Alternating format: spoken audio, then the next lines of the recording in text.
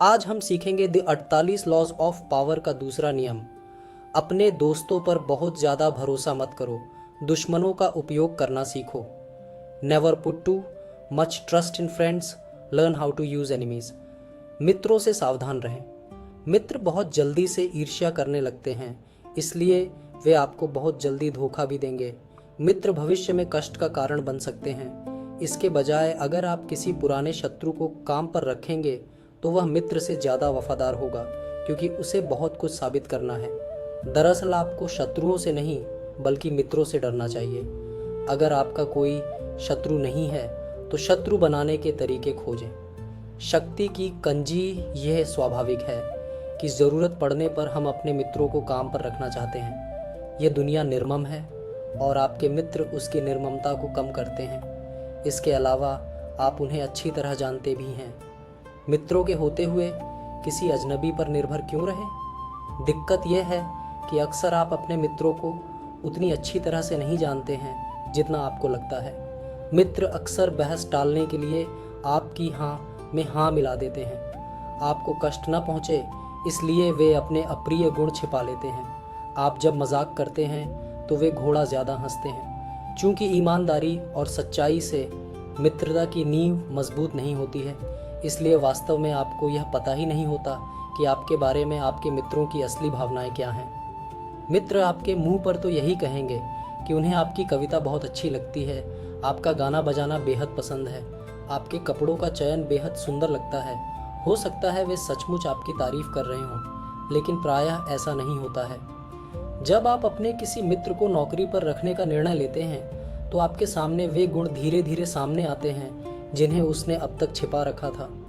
अजीब बात यह है कि आपकी उदारता के इस काम से संबंधों का संतुलन बिगड़ जाता है।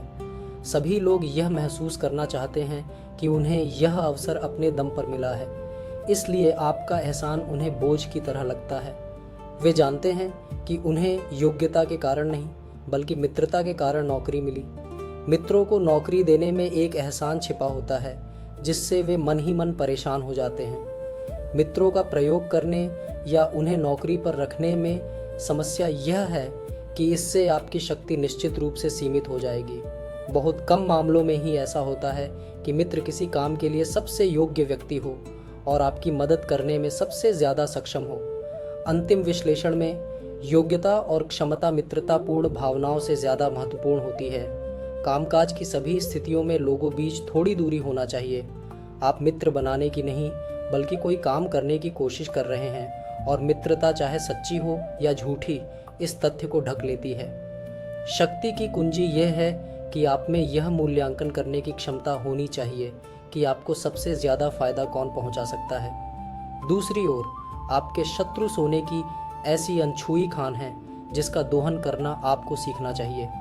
नेपोलियन का विदेश मंत्री टैलीरेंड 1807 में इस निष्कर्ष पर पहुंचा कि नेपोलियन फ्रांस को बर्बादी के रास्ते पर ले जा है, इसलिए उसके खिलाफ विद्रोह करना चाहिए। टैलीरेंड सम्राट के खिलाफ षड्यंत्र करने के खतरों को अच्छी तरह जानता था। उसे एक साथी की ज़रूरत थी। उसने सोचा इस तरह के अभियान में वह किसी मित्र पर भरोसा नहीं कर सकता। उसने खुफिया विभाग के प्रमुख फोके को चुना जो उसका सबसे बड़ा शत्रु था और जिसने उसकी हत्या करवाने की भी कोशिश की थी। वह जानता था कि उन दोनों की पुरानी नफरत के कारण भावनात्मक समझौते का अवसर मिलेगा। वह जानता था कि फोके उससे कोई आशा नहीं रखेगा और यह साबित करने के लिए जी तोड़ मेहनत करेगा कि टैलीरेंड ने उसे चुनकर कोई गलती नहीं की है। जो व्यक्ति कुछ साबित करना चाहता है वह आपके लिए जमीन आसमान एक कर देगा। अंत में टैलीरेंड यह जानता था कि फोके के साथ उसका संबंध आपसी स्वार्थ पर आधारित होगा और मित्रता की व्यक्तिगत भावनाओं द्वारा दूषित नहीं होगा। उसका चुनाव सही साबित हुआ, हालांकि वह नेपोलियन को सिंहासन से उतारने में सफल नहीं हुए। जब इतने शक्तिशाली और परस्पर विरोधी दो व्यक्तियों ने मिलकर सम्राट के खिलाफ मुहिम छेड़ी तो जनता ने भी इसमें उत्सुकता दिखाई और धीरे धीरे सम्राट के प्रति विरोध बढ़ने लगा। टैलीरेंड और फोके के बीच सुखद कार्यकारी संबंध बने रहे। इसलिए जब भी मौका मिले अपने दुश्मन के प्रति दुश्मनी को दफन कर दें और उसे अपनी शत्रुओं की मौजूदगी से विचलित या दुखी ना हो।